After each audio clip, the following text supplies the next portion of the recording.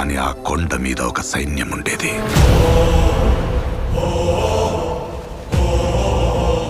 దేశం జల్లెడపట్టి రాజు తెచ్చుకున్న సైన్యం.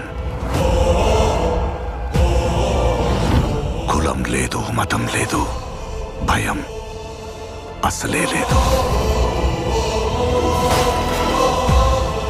వాళ్ళ దైవం ఆయుధం, వాళ్ళ ఆయుధం ధైర్యం.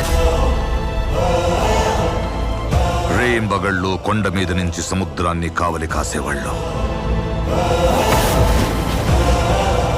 శత్రువుల రక్తంతో 100 సార్లు ఎరుపెక్కిన ఈ సముద్రానికి సాక్ష్యంగా ఈ చోటు ఎర్ర సముద్రమయ్యింది. రాజ్యాలు పోయుండాయి. ఏడనుంచో వచ్చిన తెల్లదొరలు దేశ సంపదనంతా సముద్రం గుండా దోచుకుపోతుంటే చూస్తూ ఉండలేకపోయింది ఈ సైన్యం.